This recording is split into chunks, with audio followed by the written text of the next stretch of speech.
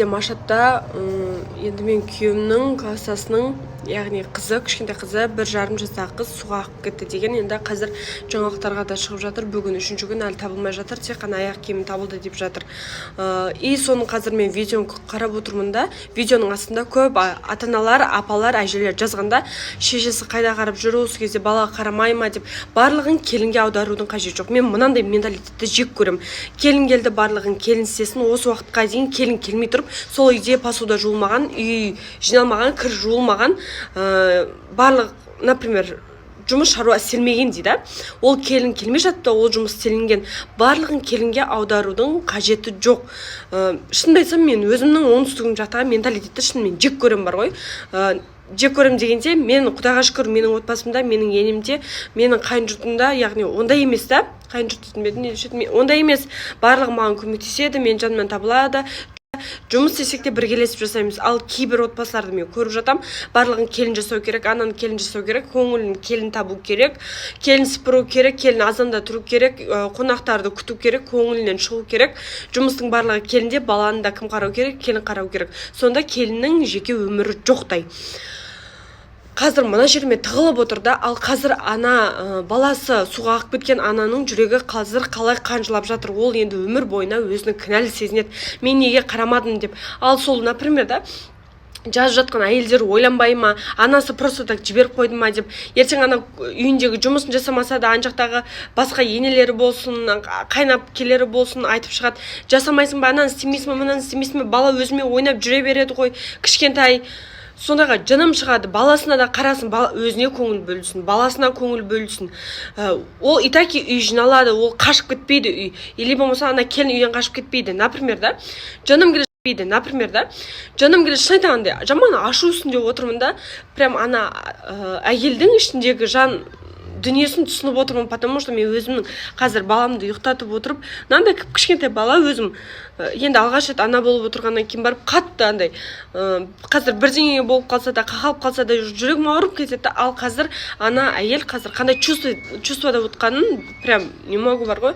Сондықтан да өтініш, барлығын келінге аударудың қажеті жоқ. Ол да адам, ол да бір үйдің қызы, мәпелеп өсірген кенжесі, тұмсықтыға шоқтырмай күннің көзіне көрсетпей өсірген бір үйдің бриллианты. Сол қызды бағалаңыздар. Сіздердің көңілдеріңіздің табу үшін ол жаққа келін болып келген жоқ. Ол сіздің әулетіңізді, сіздің қалай айтсам болады, балаларыңызды, ұрпақтарыңызды көбейтуге келді. Солай жақсы жағынан түсініңіздер. Балаларымен бақытты болсын деңіздерді қойыңыздар. Ол жұмыс істелінбейді емес, істелінеді.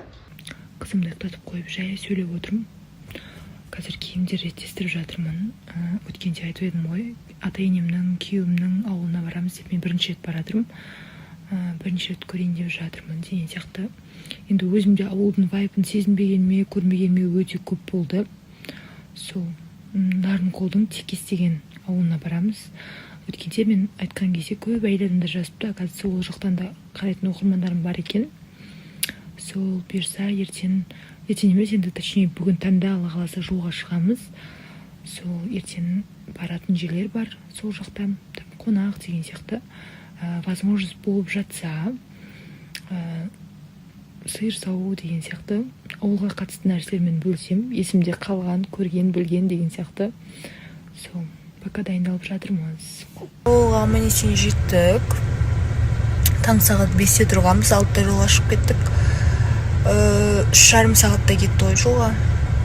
Сол қазір келдік. Енді көптен мынандай вайпты сезінбегеннен кейін қызық.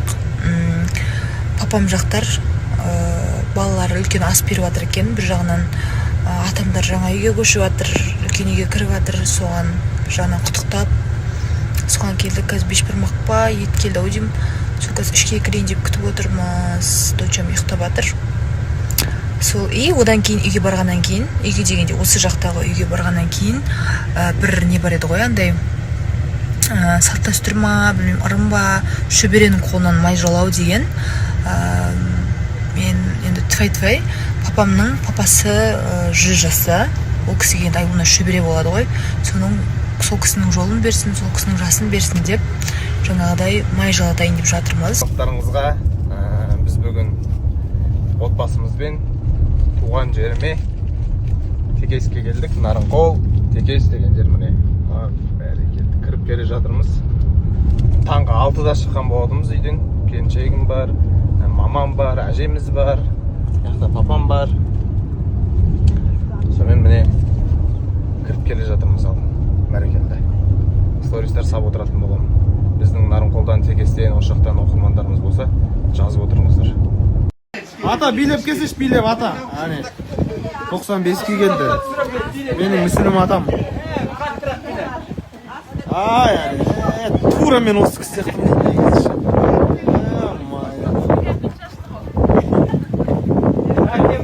Кіріңіз. Үйге шығамыз. Ауыл деген негіз керемет еді. Клип түсіріп жатырмыз. Азанда тұрып кеткенбіз. Қасымда Нурика бар. Аллах берекет берсін. Нағыз жігіттің өмірі үміт пен күдіктен тұрады дейді. Сол үшін берекетімізді іздеп жүріп, еңбектеміз. Шаршап тұрмыз. Соңғы сахна Алла қаласа, соны бітірсек біз де үйге барамыз. Одан кейін монтаж бар екен ғой. Монтаж, одан кейін үйге. Ассалаумағалейкум. Сәттілік деп қойыңыздар жандарым. Баршаңызға қайырлы күн, қалайсыздар? Енді жігіттердің бір мәселесі бар ғой, ай сайын бір алдыратын шаш деген. Кей кезде енді нормально шықса, кей кезде бүлдіріп алатын мәселелер де болады деген сияқты ғой. Қазір мен Севен дейтін барбершопқа келдім, бір дос балам болсын кеңес берді осы жерде. Қазір енді тугисен отыстар жақсы екен, прическа қазір осындай болып тұр, енді алынбаған, после көресіздер қазір. Вот достар, алдырып болдық, көрсем дедім осы, алдырып болған екен. Четкий, тейпер фейт қой біздің алдыратымыз, четкий.